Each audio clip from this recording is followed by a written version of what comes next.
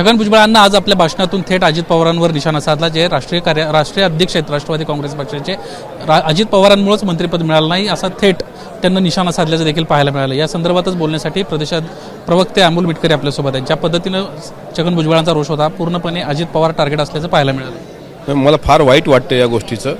भुजबळ साहेबांसारखा एक नेता, ज्या नेत्यांना आम्ही वरिष्ठ मानतो, त्यांनी अजितदादांना टार्गेट करावं हे मनाला न पटणारं आहे. अजितदादांची अशी काय चूक आहे हे एकदा त्यांनी सांगितलं पाहिजे. दादांच्या मनात होतं म्हणून राज्यपाल कोट्यामधून त्यांचे चिरंजीव पंकज भाऊ या ठिकाणी विधान परिषदेवर आले. अनेक मागच्या कॅबिनेटमध्ये सुद्धा साहेबांचा विचार केला गेला. आणि असं नाही ना सर्व संपलं, आज तुमची शपथविधी झाली नाही साहेबांची म्हणून सगळं संपलं, अशी तर भूमिका दादांची नव्हती.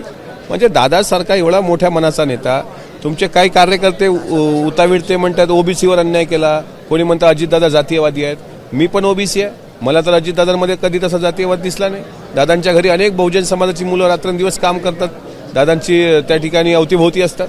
अशा प्रकारे भुजबळ साहेबांनी दादांना टार्गेट करावं हे माझ्यासारख्या चळवळीमध्ये काम करणाऱ्या व्यक्तीला अजिबात म्हणजे असह्य झालंय. ही त्यांच्याकडून अपेक्षा नव्हती. त्यांचं भाषण मी अद्यापही ऐकलं नाही. मी तुम्ही सांगितल्यानंतर ते विश्वास ठेवूनच बोलतोय की जर ते असं बोलले असतील तर माझ्यासारख्या कार्यकर्त्याला भुजबळ साहेबांनी असं बोलावं हे मनाला पटलेलं नाही. मला असं वाटतं की त्यांचा काही नाराजीचा सूर असेल दादांबद्दल तर असा एकदम प्रकट न करता त्यांनी सामंजस्याने ती सोडवावं. तुम्ही वाटल्यास नाशिकला दादांना बोलवा किंवा तुम्ही इथे या, पण तुम्ही ज्येष्ठ आहात तर तुम्ही तिथे बोलवा. पण अशातून प्रश्न सुटत असतात. अजितदादांना टार्गेट करणं चुकीचं आहे. त्या गोष्टीचा मी अजितदादांचा एक ओबीसी कार्यकर्ता निषेध व्यक्त करतो. तुम्ही निषेध व्यक्त करताय, परंतु त्यांचं म्हणणं आहे की माझं मंत्रिपद कापलं हा माझा प्रॉब्लेम नाही आहे किंवा माझी अडचण नाही आहे. मला जी वागणूक तुम्ही दिली ही वागणूक ती डसती आहे मनामध्ये, असं त्यांचं म्हणणं आहे. हो ना, पण ती मंत्रिमंडळाचा विस्तार झाल्यावरच का डसायला लागली? ते सुरुवातीला लोकसभेच्या निकालानंतर विधानसभेच्या निवडणुका होत्या त्यावेळेस ते डसायला पाहिजे होतं.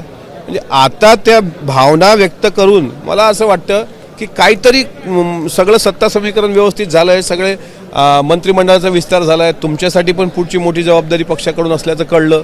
अशा वेळी तुम्ही अशा प्रकारचं वक्तव्य करणं माझ्यासारख्या कार्यकर्त्याला राष्ट्रवादीच्या पटत नाही. थेट इशारा देताना त्यांना हे देखील म्हटलं की आगामी आत्ता लोकसभा विधानसभेला ज्या पद्धतीनं फायदा झाला, लवकरच स्थानिक स्वराज्य संस्थांच्या निवडणुका येत आहेत, मग बघूयात नेमकं कसं तुम्ही करणार आहात. मला जुनं नाणं समजू नका. जुनं नाणं कधी कधी उपयोगाला, तुमच्या वाईट काळात उपयोगाला आलं होतं, हेही लक्षात ठेवा.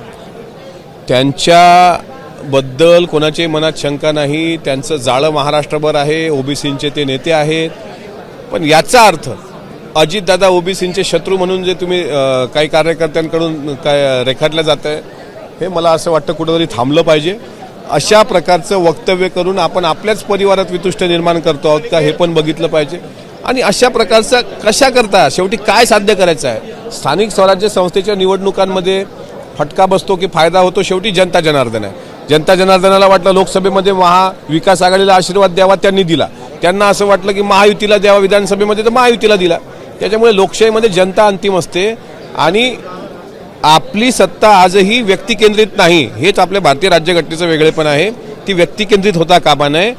ती सत्ता व्यक्तिकेंद्रित असली तर मग म्हणू आपण फटका बसेल. पण मला असं वाटतं की अजितदादांच्या बाबतीत अशा प्रकारचा गैरसमज पेरणं हेच चुकीचं आहे.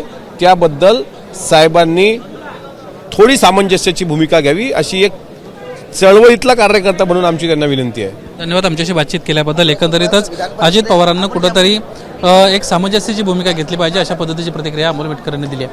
कॅमेरामन अनिल समगरेसह निलेश बुदावले, एबीपी माझा, नागपूर. एबीपी माझा, उघडा डोळे बघा नीट.